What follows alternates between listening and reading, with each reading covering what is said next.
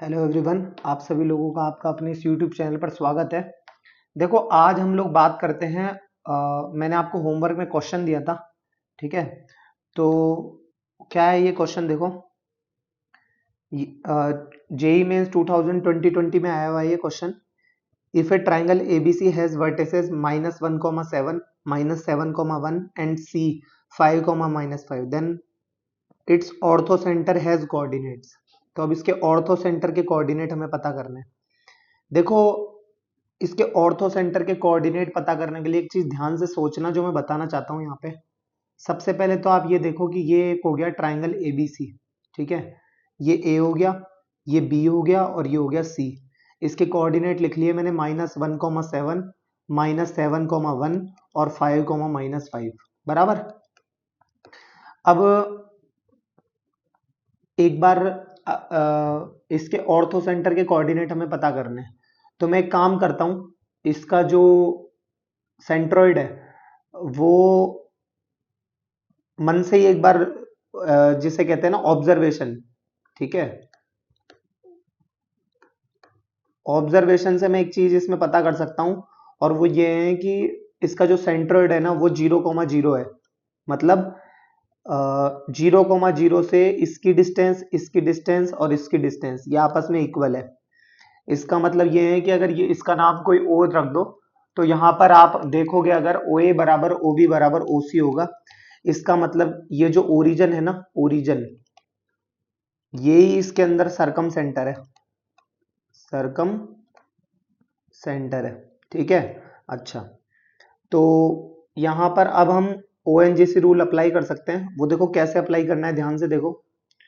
तो ये जो जी है, ये इस एच और इस मतलब इस सरकम सेंटर को, ओ एन जी सी होता है ना, सी। यह तो आपको पता ही है कि ये इसको 2:1 में डिवाइड करता है, ओएनजीसी रूल से मैंने आपको पिछले लेक्चर में बताया था, ठीक है। तो ये जो एच है, इसके कोऑर्डिनेट अभी मुझे नहीं पता, तो मैं अल्फा बीटा मान लेता हूं, ठीक है। और ये एच ही यहाँ पर जो है वो ऑर्थो सेंटर है, राइट। अब ये जो जी है, ये क्या है यहाँ पर?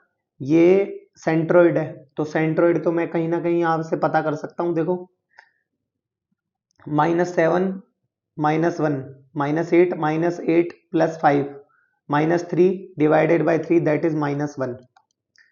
-5 और 1 -4 और 7 +3, तो 3 divided by 3 that is 1।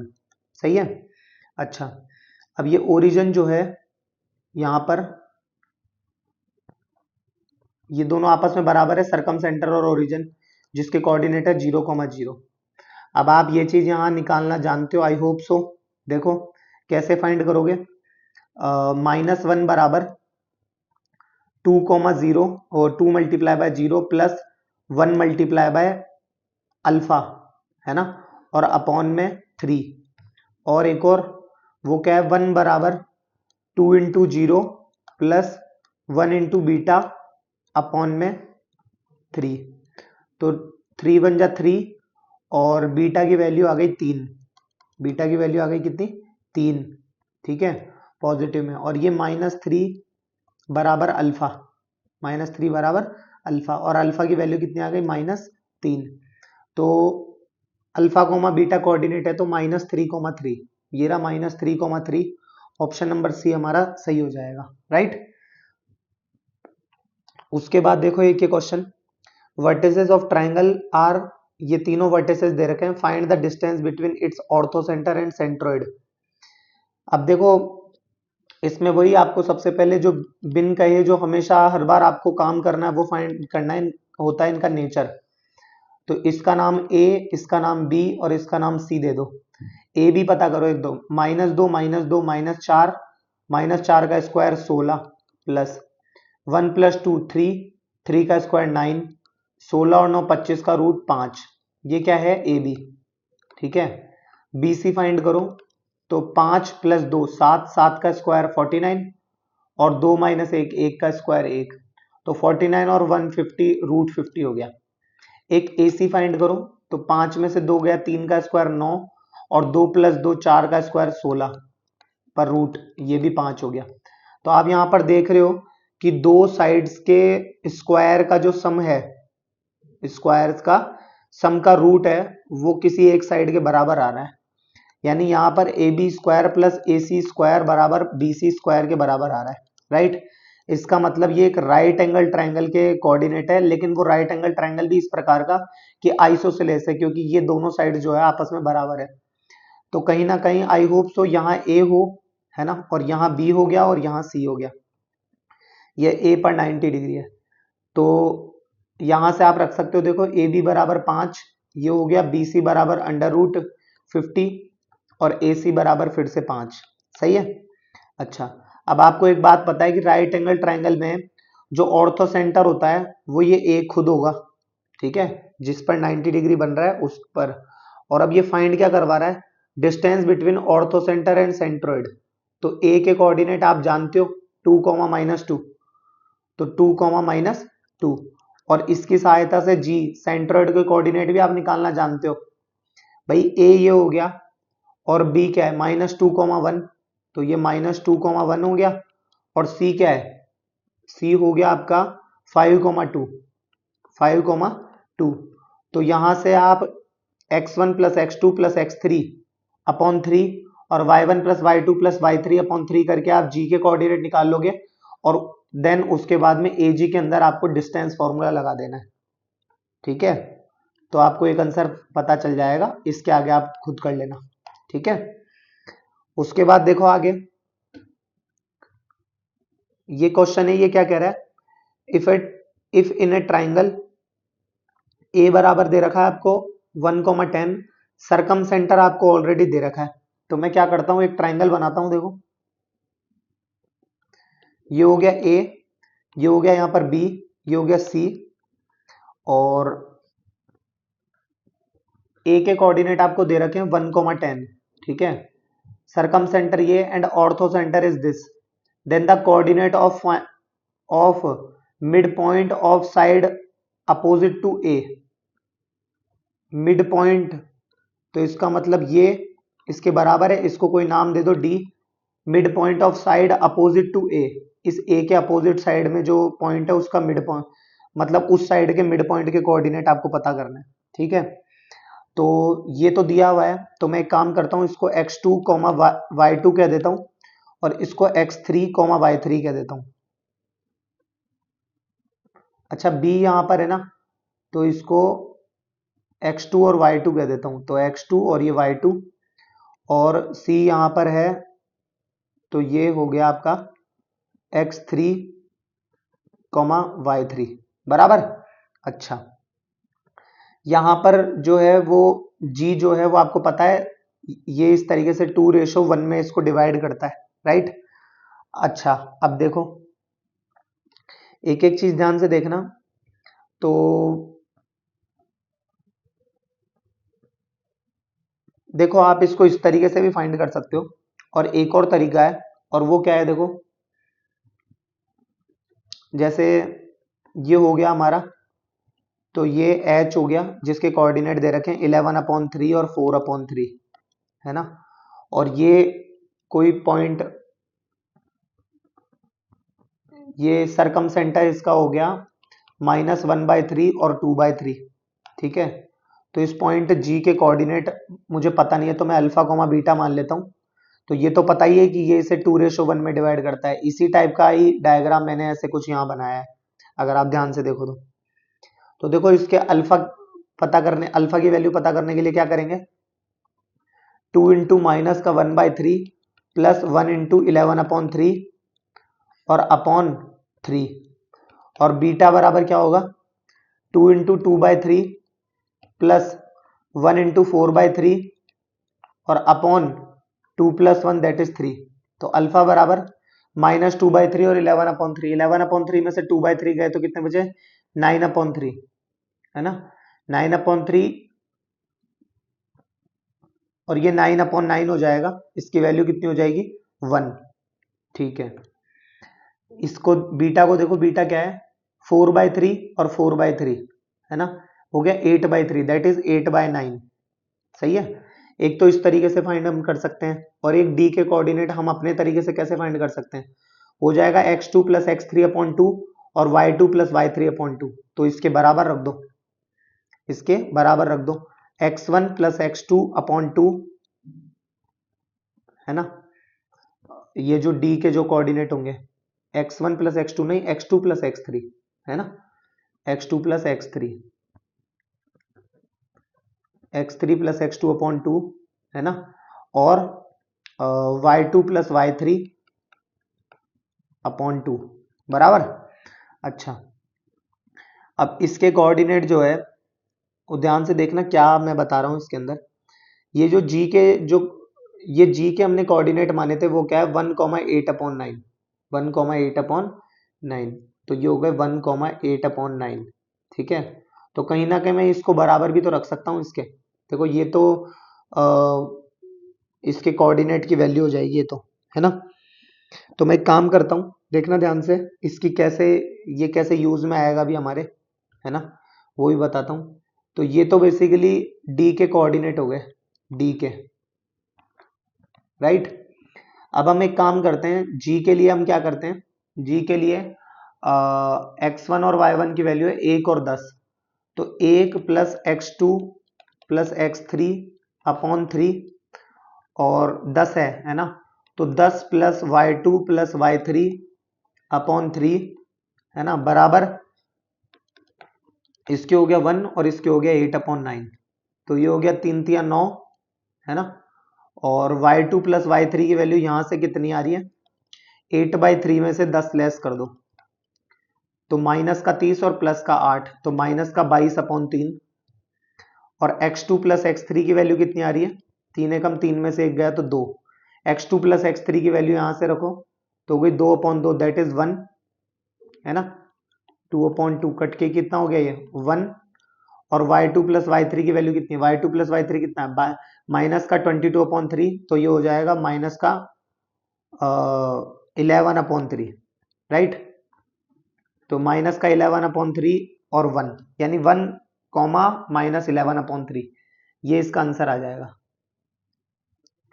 1 comma minus 11 upon 3, option number D, ठीक है, क्लियर।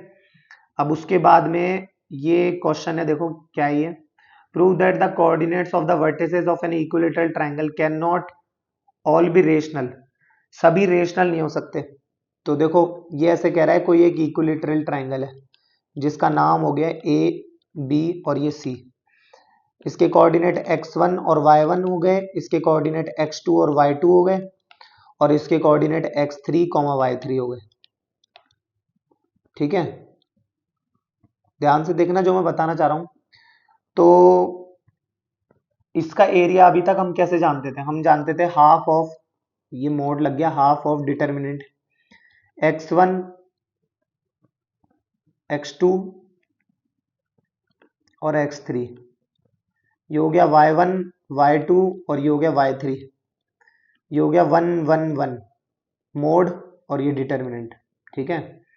एक तो एरिया ऐसे जानते हो और एक तरीके से कैसे जानते हो, √3/2 of 3/4 of A square, right, 4 of A square. अब ए क्या है यहाँ पर, ए जाहिर सी बात है कोई साइड है ना, यहाँ की कोई साइड है, मतलब इस इक्विलेटरल ट्रायंगल की कोई साइड है, जाहिर सी बात है वो साइड की लेंथ है। तो लेंथ कैसे निकालते हो, x2 माइनस x1 का होल स्क्वायर और y2 माइनस y1 का होल स्क्वायर।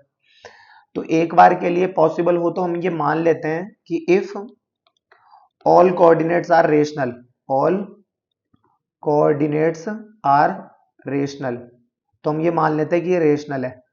तो ये लेफ्ट साइड में तो ये सब रेशनल, रेशनल का मोड भी रेशनल।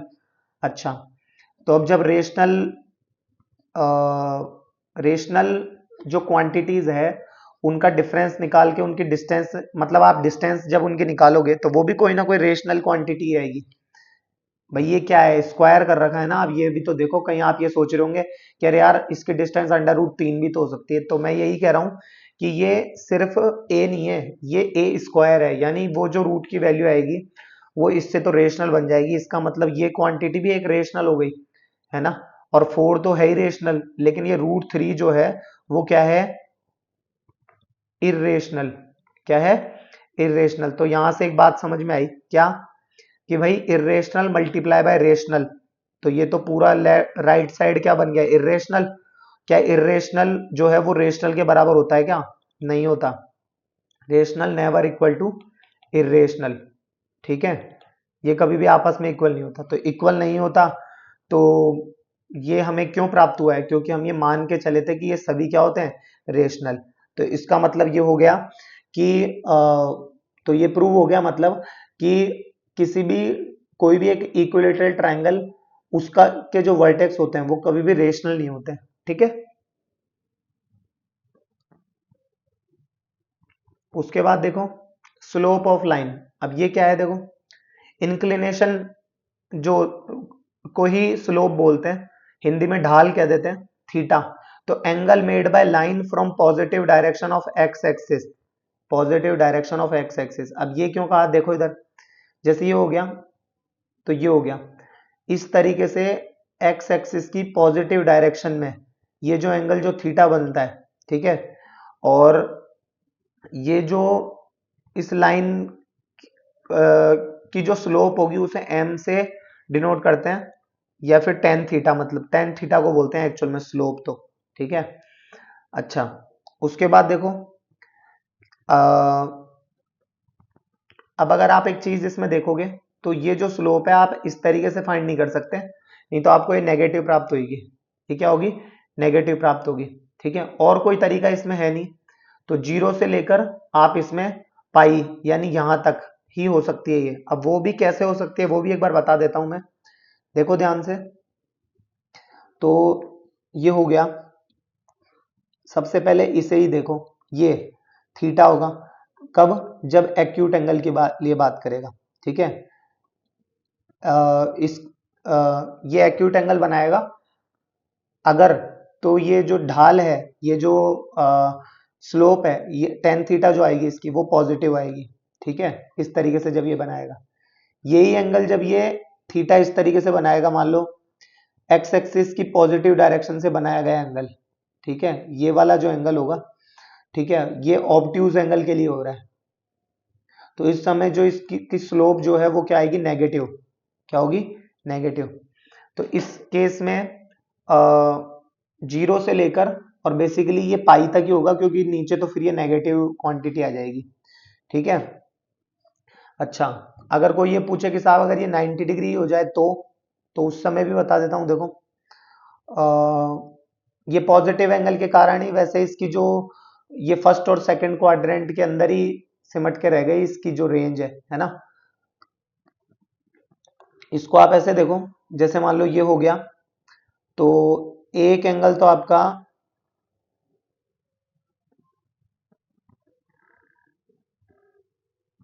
ये हो गया, ठीक है। और मान लो, एक मिनट,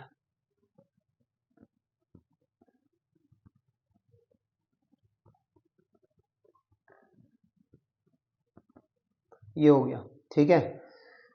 अब इसमें एक चीज देखो, एक्चुअल में ये ग्राफ तो कुछ इस तरीके से हुआ करता था, ये मान लो ठीक है, ये ग्राफ का वाई एक्सिस है, ठीक है, और ये एक्स एक्सिस हो गया, बराबर।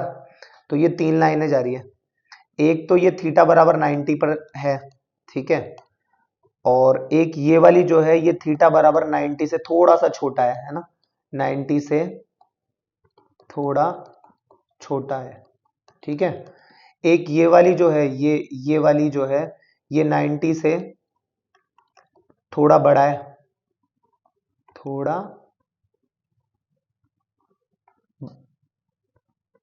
बड़ा एंगल है ना। तो इसके केस में जो आपकी स्लोप जो आएगी वो क्या आएगी, नेगेटिव इन्फिनिटी आएगी। इसके केस में जो आपकी स्लोप जो आएगी वो आपकी पॉजिटिव इन्फिनिटी आएगी। और इसके केस में जो आपकी स्लोप जो होगी, स्लोप जो होगी वो क्या होगी, नॉट डिफाइंड होगी, नॉट डिफाइंड होगी, बराबर। अच्छा, आप इसको ऐसे भी मतलब ये आपको एज इट इज लर्न रखना है।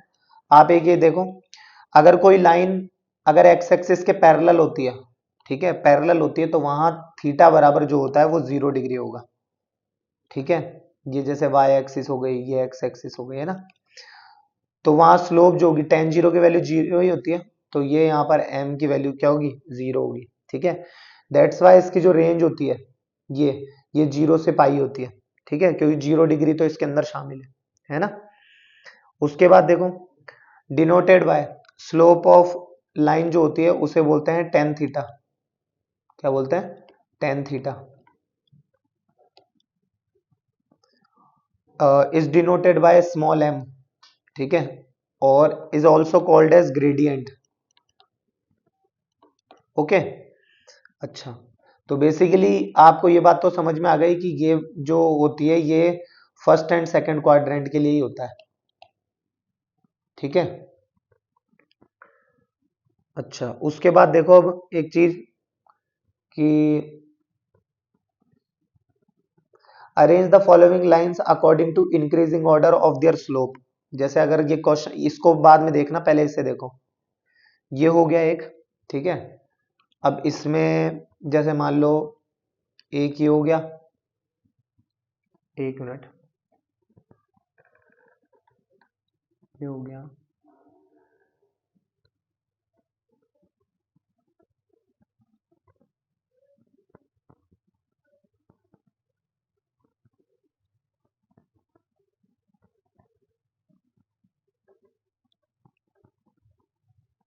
ये हो गया, सही है।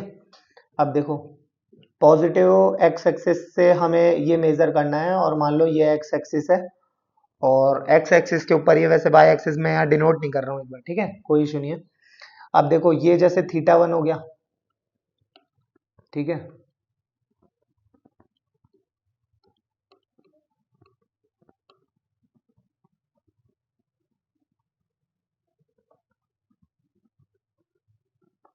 फिर इसी से ही ये वाला जो है ये थीटा टू हो गया, है ना।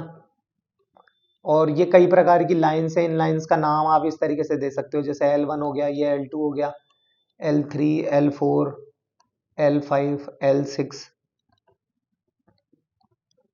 L7 and all. ठीक है, उसके बाद देखो, अब ये थीटा टू हो गया, और ये इस तरीके से फाइंड कर होगी, तो ये थीटा थ्री हो जाएगी, है ना। उसके बाद जैसे यहां से ही अगर ये वाला हो, तो ये थीटा फोर हो गया, ये वाली जो है वो थीटा फाइव हो जाएगी, ये वाली थीटा सिक्स हो जाएगी, ये थीटा सेवन हो जाएगी, है ना। और इनकी जो स्लोप्स है वो भी इसी तरीके से होगी,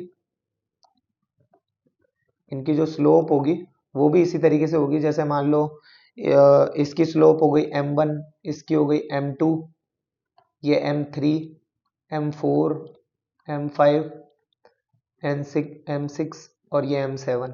ठीक है, तो इस केस में तो ये आप इस तरीके से बता सकते हो, कहने का मतलब, ठीक है, कि जैसे जैसे ये चीज बढ़ती चली जाएगी तो ये इनकी स्लोप से इसके कॉरेस्पॉन्डिंग ऐसे हो जाएगी।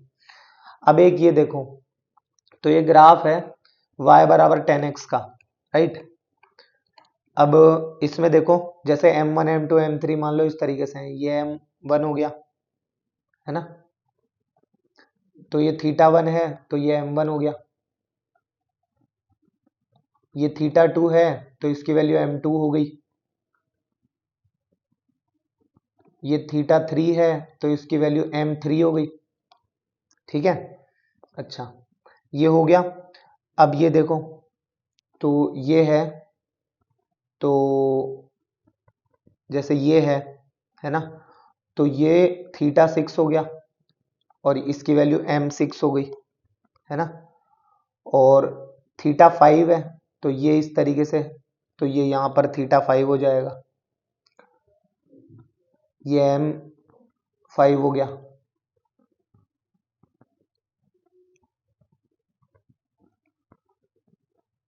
ये m4 हो जाएगा, तो ये इस तरीके से यहाँ पे हो जाएगा, मान लो ये थीटा फोर हो गया, है ना।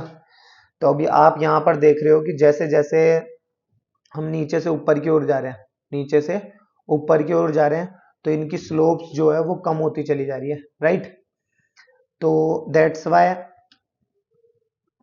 मतलब बढ़ती चली जा रही है, तो that's why M3 M2 M1 M6 M5 और M4 की वैल्यू ये इस तरीके से होगी, ये इनके बीच में ऑर्डर होगा, ठीक है ना।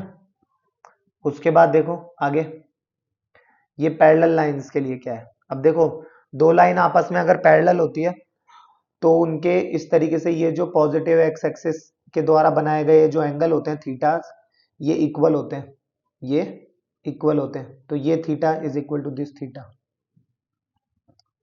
ये वाले हो गए इस तरीके से, ठीक है। तो ये M1 हो गया और ये M2 हो गया, ठीक है। तो थीटास अगर इक्वल होंगे तो उनकी स्लोप्स भी इक्वल होगी, दोनों के लिए, है ना, स्लोप्स आर इक्वल, ठीक है। मतलब M1 बराबर M2, ऐसे समझ लो, ये M1 M2, ठीक है। उसके बाद देखो आगे, एक जैसे ये है तो इसको θ1 मान लो, इसमें देखना ध्यान से, इसको θ1 मान लिया तो ये θ2 हो गया, है ना। ये यहाँ पर 90 है, दैट्स वाई ये वाला पाई माइनस θ1 हो गया, सही है। ट्राइंगल सम प्रॉपर्टी लगाओगे तो अगर ये π/2 है ना, तो π/2 प्लस θ2 प्लस पाई माइनस θ1 बराबर पाई, इससे ये गया तो θ1 बराबर π/2 प्लस θ2 हो गया। ये क्या हुआ, ये बेसिकली ये आप जानते हो एक एक्सटीरियर एंगल अंदर के दो अपोजिट इंटीरियर एंगल के बराबर होता है, राइट। तो अब एक काम करो, इसमें आप tan इंपोज कर दो दोनों तरफ, तो tan θ1 बराबर tan of π/2 plus θ1 θ2, tan π/2 plus theta, तो π/2 प्लस थीटा हो गया सेकंड क्वाड्रेंट, सेकंड क्वाड्रेंट में tan होता है नेगेटिव, तो इसके भाई में बदल जाएगा ये, तो माइनस का cot θ2 बराबर tan θ1, इसको इधर बुला लो तो ये हो जाएगा tan θ1 tan θ2 बराबर -1। ये किसकी स्लोप थी, M1 की, तो M1 डॉट M2 बराबर -1। ये आप कम से कम 10,000 बार तो यूज में आएगा, ये आपके बार यूज होगा, कम से कम है ये मान के चलो, तो बहुत बार यूज होगा ये। इसको एज इट इज आपको लर्न रख लेना है कि अगर दो लाइंस अगर एक दूसरे के परपेंडिकुलर होती है तो, है ना, ये परपेंडिकुलर है 90 डिग्री है ना, तो उनकी स्लोप्स का जो प्रोडक्ट होता है ना, वो 1 होता है। जैसे इसके M1 मान लो और इसके M2 मान लो, ठीक है, तो वो उनकी स्लोप्स का प्रोडक्ट क्या होता है, -1, ठीक है। अब आगे देखो, line parallel to y axis, तो y एक्सिस के पैरेलल जो कोई भी अगर लाइन होगी, जैसे ये y एक्सिस हो गया, ये x एक्सिस हो गया, तो इसके पैरेलल अगर ये लाइन है जैसे ये वाली, तो इसकी जो स्लोप है वो नॉट डिफाइंड होगी, ठीक है। तो ये 90 और ये भी 90 डिग्री, ठीक है। इसकी जो स्लोप होगी m वो 0 होगी, क्या होगी, 0। तो y एक्सिस के पैरेलल लाइन किसी भी मैथमेटिकल फॉर्मूले को नहीं फॉलो करती, इसलिए इसकी पॉसिबिलिटी अलग से चेक करेंगे, ठीक है। अब फिलहाल के लिए जैसे आप ये याद रख सकते हो कि जैसे ये दोनों पैरेलल है, अगर ये y एक्सिस हो गया, ये x एक्सिस हो गया, तो ये कोई भी मैथमेटिकल फॉर्मूले को लर्न नहीं रखती। फिलहाल के लिए आप एक चीज लिख लो और जब इसका वक्त आएगा तो मैं बता दूंगा, थ्योरेटिकल हिंट है, ठीक है। और वो क्या है कि m की सबसे बड़ी पावर वाली टर्म कैंसिल हो जाए, ठीक है, वो जब आएगी तो ये मैं बता दूंगा आपको, ठीक है। अब देखो आगे, finding slope of 2 points are given, जब 2 पॉइंट आपको दे रखे हो तो उसकी सहायता से स्लोप कैसे फाइंड करते हैं। तो ये कोई लाइन L है, ठीक है, इस पर कोई पॉइंट है, मान लो ये तो हो गया A, जिसके कोऑर्डिनेट जाहिर सी बात है मैं मन से मान लेता हूँ x1, y1, और यहाँ पर कोई पॉइंट है B, है ना, इसके कोऑर्डिनेट हो गए x2, y2 हो गए, ठीक है। और मान लो इसकी जो स्लोप है वो थीटा है, ठीक है, थीटा है, तो इसकी ये जो लेंथ है ये वाली, ये क्या हो जाएगी, जाहिर सी बात है y2 हो जाएगी, है ना। और ये वाली जो लेंथ है, अगर मैं आपसे पूछूं ये वाली लेंथ है, तो ये क्या हो जाएगी, y1 हो जाएगी। तो ये वाली जो डिस्टेंस है वो क्या हो जाएगी, y2 माइनस y1। कौन सी वाली, ये इतनी, y2 माइनस y1। अच्छा, ये वाली अगर मुझे फाइंड करनी हो तो जैसे इसका नाम कुछ भी रख दो, ये इस पे भी परपेंडिकुलर ही होगी। अब इसके लिए तो क्या करें, ये पूरी यहां तक जैसे इतनी पता करनी है, तो ये कितनी हो जाएगी, सॉरी y1 माइनस y2 हो जाएगी ये, है ना, y1 माइनस y2। तो ये हो गई y1, ये हो गई y2। और इसे देखो, ये पूरा है x1 और ये इतनी सी है x2। तो मतलब ये पूरी है x1 और ये इतनी सी क्या है x2। तो x1 माइनस x2 अगर ये वाली होगी तो ये वाली भी हो जाएगी x1 माइनस x2, ठीक है। पाइथागोरस थ्योरम लगा के करोगे तो एक बार इसका टेन थीटा निकालो, तो टेन थीटा अगर ये थीटा है तो ये इतना सा भी थीटा ही होगा, राइट। तो टेन थीटा इक्वल टू क्या होता है, perpendicular upon base y1 minus y2 upon x1 minus x2, ठीक है। और इसको ऊपर और नीचे से साइन, नेगेटिव साइन कॉमन लेके एडजस्ट करोगे तो हो जाएगा y2 minus y1 upon x2 minus x1, ठीक है, बराबर। अच्छा, जैसे अब आप इसके कोई एक छोटे से एग्जांपल से भी समझ सकते हो। जैसे एक लाइन के ऊपर दो पॉइंट दे रखे हैं, मान लो a है 3,7 और b है आपका -1,-4। तो ए बी निकालो, मतलब ए बी की ढाल निकालो, वो कितनी हो जाएगी, इसकी स्लोप y2 माइनस y1। तो 7 और 4 11 अपॉन 3 प्लस 1 4, तो 11/4 आंसर, ठीक है। तो ये ऐसे स्लोप, इसकी स्लोप निकाली जाती है जिसे हम टेन थीटा कहते हैं, ठीक है। उसके बाद देखो आगे इंटरसेप्ट क्या होती है, तो इसको पहले ऐसे समझो, देखो क्या बता रहा हूं मैं। तो ये हो गया, ये हो गया, ठीक है, और ये हो गया। तो ये जो पॉइंट है यहाँ पर बी और ये जो पॉइंट है यहाँ पर क्या है वो ए मान लो। इसका जो एक्स को जाहिर सी बात है ये एक्स, इसका कोई ना कोई एक्स कोऑर्डिनेट होगा जिसे हम एक्स इंटरसेप्ट कहेंगे। इसका जो एक्स कोऑर्डिनेट जो होगा उसे हम क्या कहेंगे, एक्स इंटरसेप्ट, ठीक है। और यहाँ पर, और जाहिर सी बात है इस पॉइंट के कोऑर्डिनेट कोई एक्स कोमा जीरो होंगे और इसके कोऑर्डिनेट 0,y होंगे मान लो, है ना। तो यहाँ पर इसे बोलेंगे y, इसका जो y कोऑर्डिनेट होगा इसे बोलेंगे y इंटरसेप्ट, ठीक है। इस पॉइंट का जो भी y कोऑर्डिनेट, यहाँ पर y ही है मान लो, जो 0,b है, a,0 है, तो जो भी होगा y कोऑर्डिनेट इसे बोलेंगे हम क्या, y इंटरसेप्ट, ठीक है। जैसे मान लो ये कोई पॉइंट है जिसके कोऑर्डिनेट है मान लो 0,2 और ये है 2, मान लो 1,0, ठीक है। तो इसका एक तो x इंटरसेप्ट होगा और एक इसका y इंटरसेप्ट होगा -1,0, है ना। तो x इंटरसेप्ट जो होगा वो यहाँ पे -1, है ना, और y इंटरसेप्ट जो होगा वो होगा 2। ये याद रहे जो मैं बताऊंगा यहाँ पे क्या, कि abscissa of point where line cuts x axis, ठीक है। एक एक्स एक्स का वो पॉइंट जहां पर वो लाइन उसको कट करती है, तो उसे बोलेंगे एक्स इंटरसेप्ट। और ordinate of point where line cut y axis, इसे ही इनिशियल ऑर्डिनेट भी कहते हैं, ठीक है।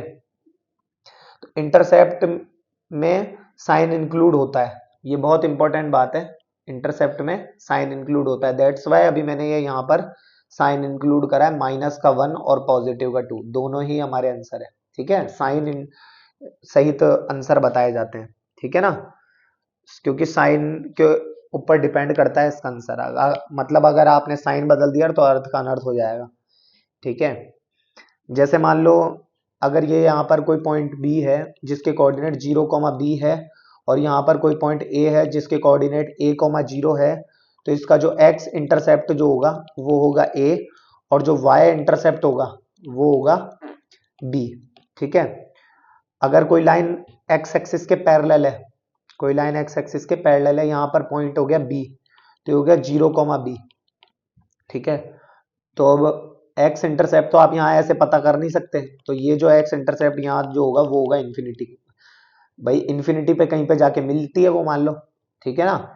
तो जब लाइन एक्स एक्सिस को जहां पे इंटरसेक्ट करे, है ना, जहां पे इंटरसेक्ट करे वो इसका एक्स इंटरसेप्ट कहलाता है। तो हम ऐसा मानते हैं कि वो इन्फिनिटी पे करती है इंटरसेक्ट, तो इसका जो वाई इंटरसेप्ट होगा वो होगा बी, ठीक है। अब ए, अगर ये लाइन अगर एक्स एक्सिस की जगह अगर वाई एक्सिस के पैरेलल हो, यानी अगर ये पॉइंट के कोऑर्डिनेट ए कॉमा 0 हो, इस पॉइंट के ए के, तो यहाँ पे जो एक्स इंटरसेप्ट है, ठीक है, एक्स इंटरसेप्ट जो है वो होगा ए, और जो वाई इंटरसेप्ट होगा, वो होगा इन्फिनिटी, ठीक है, बराबर। उसके बाद देखो आगे बढ़ो, लाइन हैविंग इक्वल इंटरसेप्ट, ठीक है। अब अगर दो लाइन जिनके इंटरसेप्ट इक्वल है, जैसे मान लो एक तो ये गया और एक ये गया, दोनों पैरेलल आपस में मान लो, ठीक है। एक मिनट, इस डायग्राम को थोड़ा सा बड़ा बना देता हूं मैं।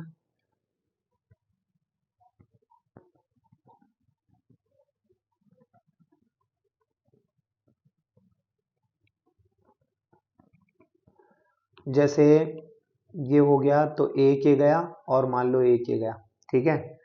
तो इसके कोऑर्डिनेट हैविंग इक्वल इंटरसेप्ट,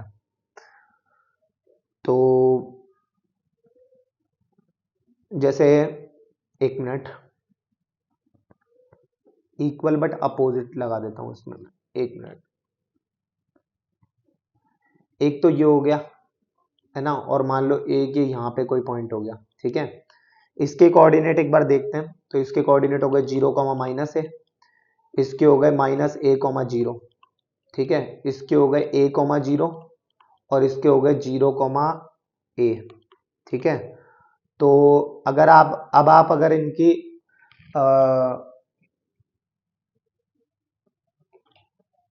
ऐसे मतलब ऐसी लाइन जिनके इंटरसेप्ट इक्वल हो, ठीक है।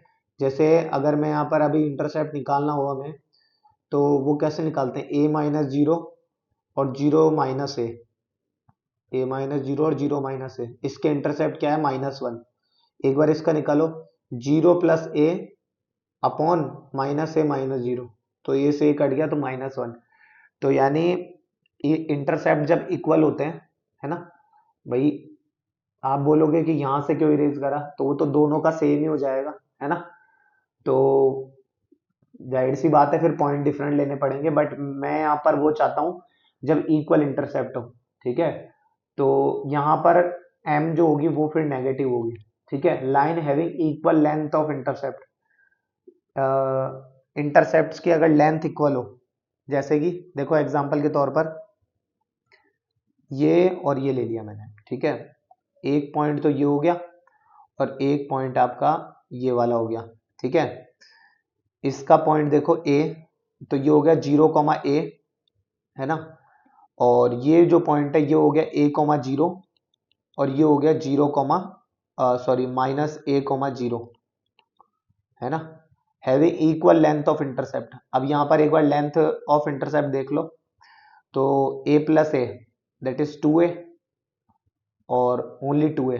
इधर देखो a, है ना, ये हो गया a और अपॉन -a, तो ये -1। इसे देखो 0 + a और अपॉन अपॉन a, है ना, a/a 1, है ना। तो यहाँ पर आप जब इंटरसेप्ट निकालोगे, तो यहाँ पर जो इंटरसेप्ट आएगी वो आएगी +-1। जैसे अगर आप इसकी निकालो एक बार, इसकी, तो ये देखोगे a+a, वो 0 + a अपॉन a-0, a से a कट गया तो यहाँ स्लोप कितनी हो गई, 1। इसकी देखो एक बार, a-0, a/-a, तो दैट इज -1, तो +-1 हो जाएगी। Line having intercept equal is in magnitude opposite in sign, line having intercept equal equal is magnitude नहीं, equal in magnitude, equal in magnitude, opposite in sign, ठीक है, तो वहां पर भी वन ही होगा, ठीक है। उसको भी आप ऐसे समझ सकते हो, जैसे मान लो एक तो ये हो गया, ठीक है, तो ये हो गया 0, a, यहाँ पे देखो ये हो गया -a, 0, एक ये यहाँ पर पॉइंट ले लो, तो ये हो जाएगा a, 0, और ये हो गया 0, -a, ठीक है।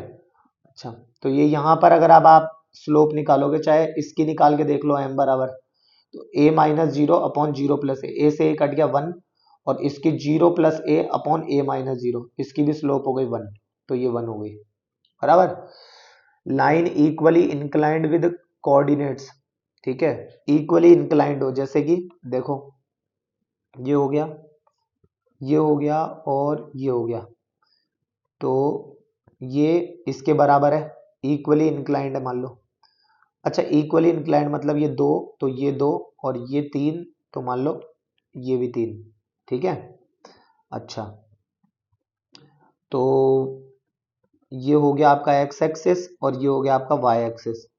एक बार जरा आप इसकी स्लोप फाइंड करने की कोशिश करोगे, जो भी आप इसके कोऑर्डिनेट लोगे, जाहिर सी बात है ये कोऑर्डिनेट उसका सेम रहेगा, ये कोऑर्डिनेट उसका सेम रहेगा, तो यहाँ पर जो स्लोप निकल के आएगी, यहाँ पर तो ये नेगेटिव वाले के कारण नेगेटिव में आएगी, यहाँ पॉजिटिव में आ जाएगी, तो ये पॉजिटिव नेगेटिव के कारण पॉजिटिव हो जाएगा, और ये वाली नेगेटिव।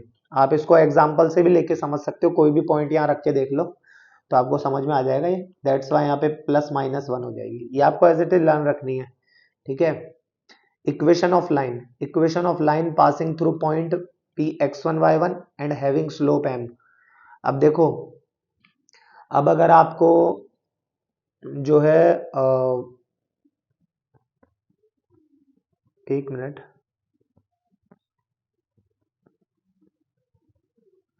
अब देखो ये अगर आपको एक कोई पॉइंट है x1 y1, उससे तो गुजरे, जैसे अगर मैं आपको कहूं कि अ, एक पॉइंट से होकर गुजरने वाली, तो आप कहोगे ये तो बहुत सारी लाइनें हो गई, है ना।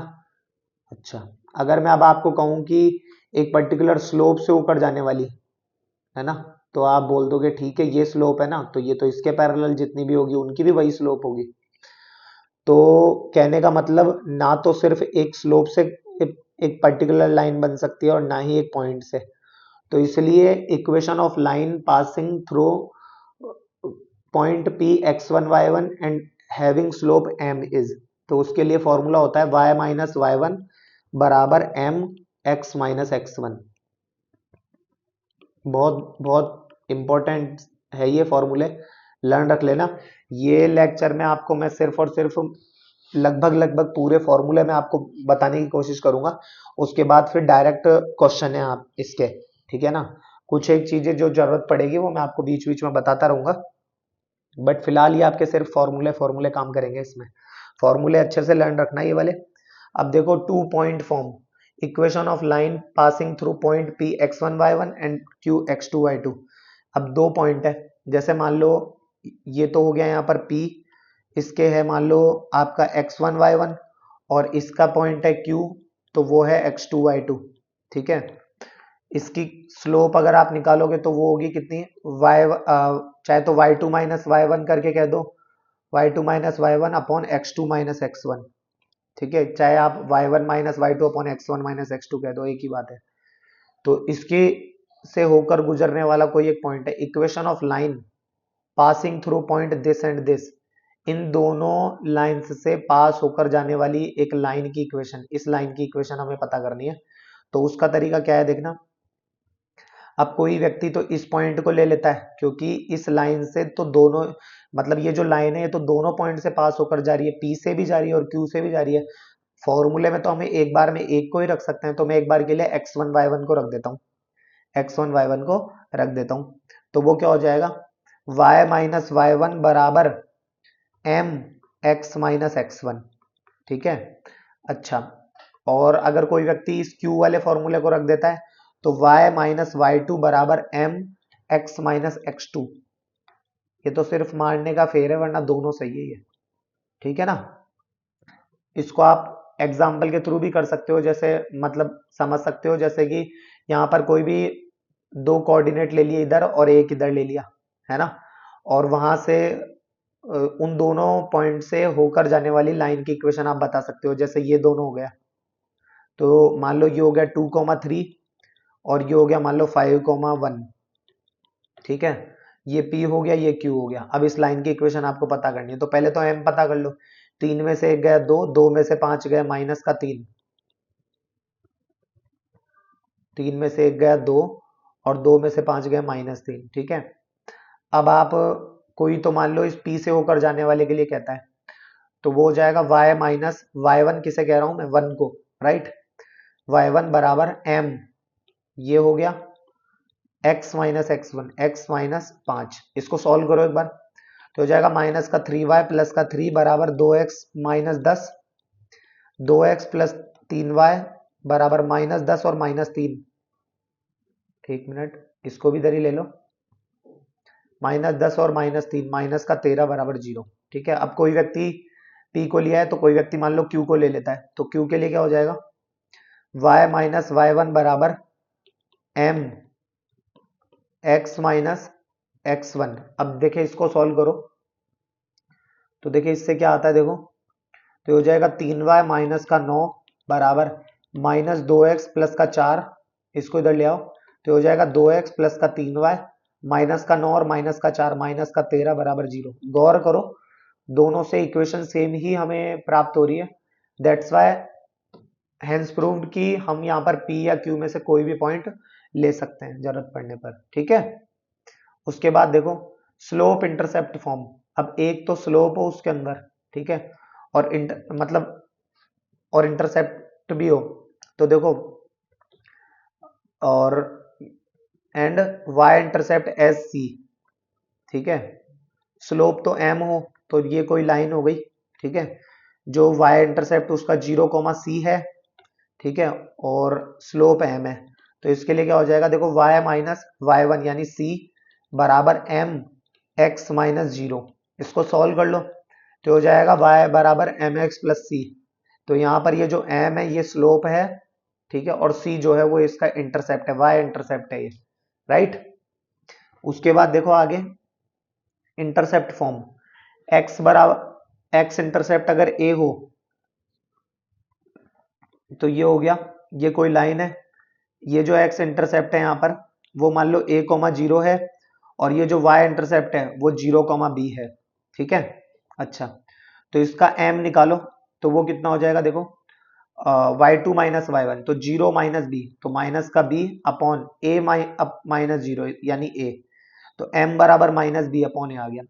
तो ये हो जाएगा y माइनस y1, दोनों में से किसी भी एक को ले सकते हैं हम, तो इसको ले लेता हूं एक बार के लिए, y माइनस y1 बराबर, ये हो जाएगा m x माइनस x1।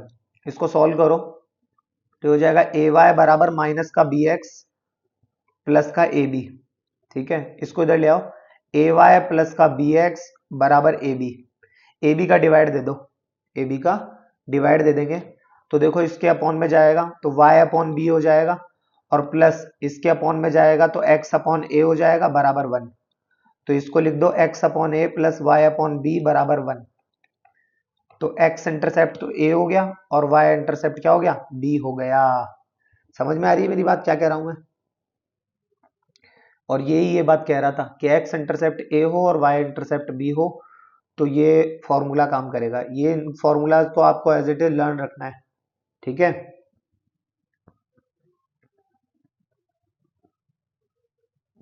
इसको भी एक एग्जांपल से, चलो इसको ये तो कोई वो नहीं है, आप इसको कर सकते हो।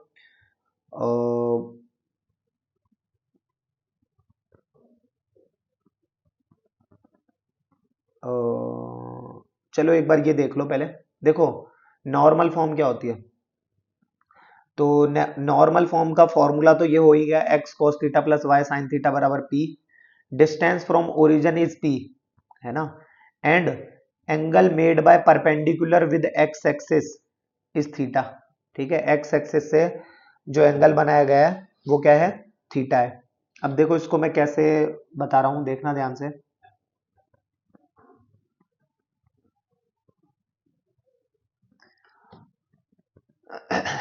देखो, तो ये हो गया सबसे पहले, और ये हो गया, तो ये तो हो गया थीटा, सही है। अच्छा, ये पॉइंट कोई ए हो गया, ये यहां पर ओ है ही, यहां पर पॉइंट बी हो गया, ठीक है, यहां पर पॉइंट बी हो गया। एक एक चीज देखना जो मैं बताना चाह रहा हूं, क्योंकि अब थोड़ा, अब ये हो गया यहाँ पर 90, ठीक है। एक बार एंगल ओ ए बी को ध्यान से देखो, ओ ए बी, तो यहाँ पर बना कर दे देता हूँ थोड़ा सा छोटा सा, ओ यहाँ पर ए पे 90 है और ये बी, ठीक है। तो और यहाँ पर बन रहा है थीटा। एक बार जरा कॉस थीटा पता करते हैं। तो कॉस थीटा बराबर ये जो लेंथ है, ये इसकी लेंथ है, ओरिजिन से लेंथ ही तो है, यही तो है पी। तो पी कॉस थीटा बराबर क्या होता है, बेस अपॉन हाइपोटेनियस। तो पी अपॉन हाइपोटेनियस क्या है, ओबी। तो ओबी की वैल्यू यहां से कितनी आ गई, ओबी की वैल्यू क्या कितनी हो गई बोलो, पी अपॉन कॉस थीटा। तो पी अपॉन कॉस थीटा बराबर। अच्छा, अब एक बार जरा ये देखो, ये थीटा हो गया, तो इस बी पॉइंट के कोऑर्डिनेट क्या हो गए, P upon cos theta comma 0, right.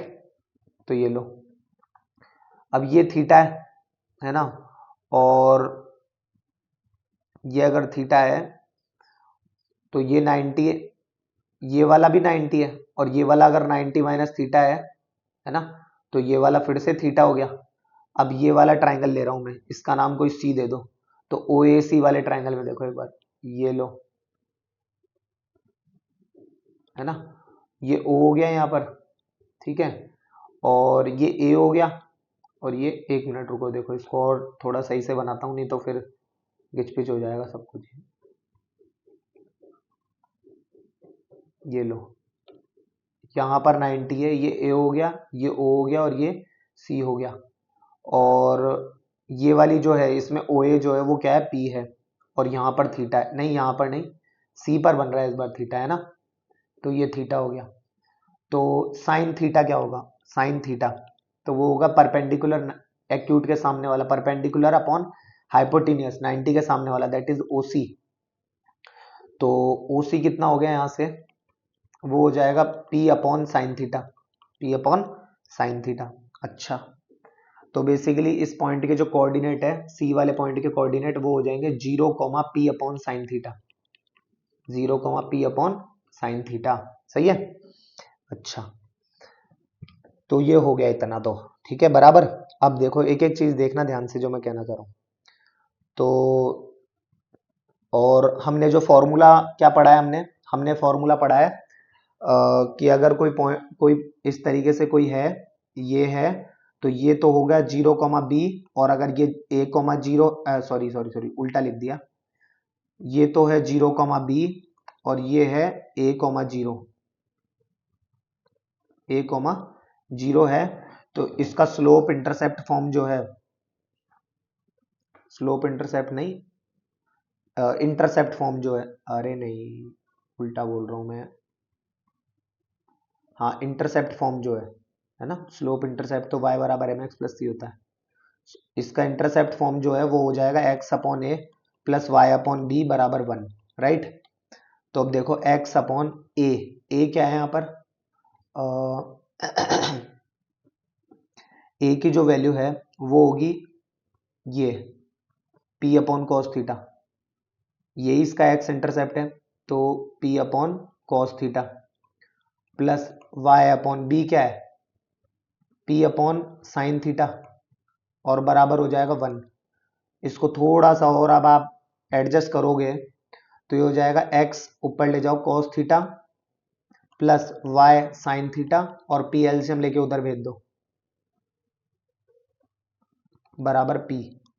ये बहुत इंपॉर्टेंट चीज है, जो भी मैंने डायरेक्ट फॉर्मूला लिख दिया था यहाँ पर, ठीक है, तो वो ऐसे निकल कर आया। अब इस प्रकार से इसकी जनरल फॉर्म आएगी, और वो क्या है देखो,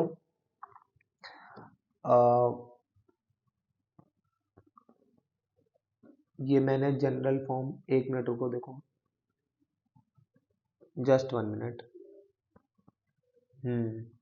इसकी एक बार नॉर्मल फॉर्म देख लो। ये तो चलो, ये तो फॉर्मूला हो गया जिसमें ये एंगल वगैरह होते हैं, ठीक है। अब इसकी एक नॉर्मल फॉर्म भी होती है, वो क्या है एक बार वो देख लो पहले, ठीक है। नॉर्मल फॉर्म के लिए जैसे एग्जांपल के तौर पर लो, मान लो 3x+7 बराबर 4y। तो सबसे पहले तो y बराबर mx+c की फॉर्म में डाल दो इसको। y बराबर mx और प्लस c, सही है। अच्छा, तो ये तो हो गया इसके अंदर m, है ना, और ये हो गया इसके अंदर क्या, c, सही है। तो अब इस पॉइंट से अब हम इसकी नॉर्मल फॉर्म निकालेंगे, वो क्या है देखो। तो ये हो जाएगा 3x-4y बराबर -7। सबसे फर्स्ट रूल तो यही कहता है कि एक्स वाई की जो टर्म्स हो उनको एक तरफ ले लो इक्वल के, चाहे तो लेफ्ट साइड ले लो चाहे तो राइट साइड ले लो। फिर उसके बाद में उनके कोफिशिएंट्स x और y के कोफिशिएंट्स के स्क्वायर का सम। तो कोफिशिएंट ऑफ x का square plus coefficient of y का स्क्वायर, है ना, का रूट ले लो। जैसे मान लो यहाँ पर 3 और 4 है, तो 3 का स्क्वायर 9, 4 का 16, 25 का रूट 5, सही है। अच्छा, फिर ये जो क्वांटिटी निकल कर आई है इसको हर एक से डिवाइड दे दो, ठीक है। तो हो जाएगा कितना, 3/5x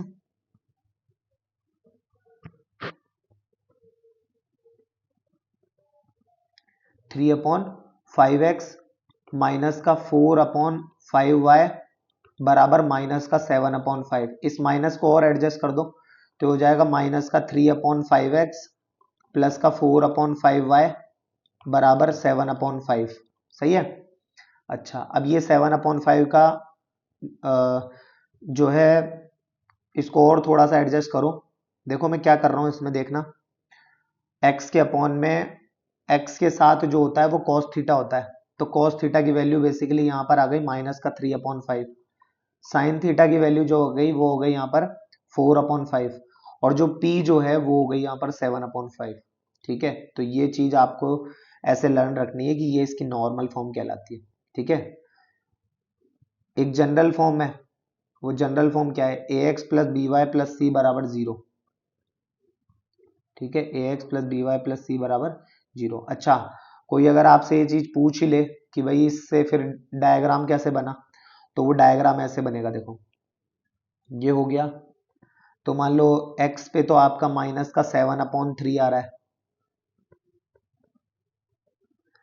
भाई। इस 7/5 का इधर लेके जाओगे तो ये 5 तो सबके कट जाएंगे, और 7 को इक्वल में 1 बनाना है ना आपको, तो 5 तो कट जाएंगे। तो ये बेसिकली ऐसे हो जाएगा माइनस का 3/7 प्लस का 4/7 बराबर 1।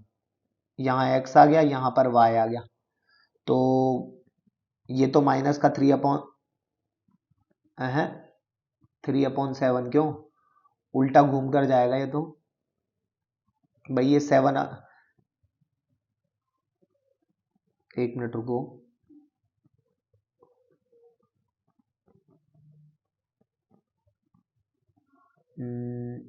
अच्छा हाँ, ये रहा ना ये, रुको रुको रुको रुको, गलती से बोल दी ये चीज। ये देखो, ये 3/4 रहा और ये रहा 7/4। तो अब ये जैसे ये यहाँ से मान लो ये एक लाइन जाती है, ठीक है। तो इस पॉइंट के कोऑर्डिनेट एक्स एक्स, इसका कोऑर्डिनेट वाई तो 0 ही होगा। 1 मिनट रुको, देखो इस पॉइंट के कोऑर्डिनेट वाई तो 0 होगा, कॉमा वो सॉरी एक्स तो 0 होगा यहाँ पर, और वाई के कोई ना कोई कोऑर्डिनेट आ जाएंगे। ये जो डिस्टेंस होगी, है ना, p, ये तो आपको क्लियरली दिख रही है 7/5 है, 7/5 है, ठीक है। अच्छा, और एक चीज देखो यहाँ पर, जस्ट 1 मिनट।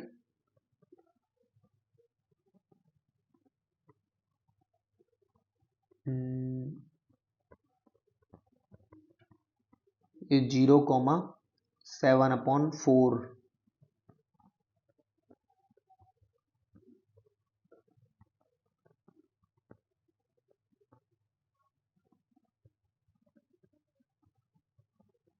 ठीक है, इसका यहाँ पर जब आप इसको एज इट इज भेजोगे, है ना, तो ये y के अपॉन में जाएगा 7/4 और x के अपॉन में जाएगा -7/3, -7/3। तो ये यहाँ पर -7/3 सही लिख रहा था मैं, 0 कॉमा, और ये क्या हो जाएगा 7/4, तो 7/4 सही है। और ये जो p जो है, ये डिस्टेंस है, ये 7/5 आएगा यहाँ से, बराबर। उसके बाद फिलहाल के लिए आई थिंक इतना ही है।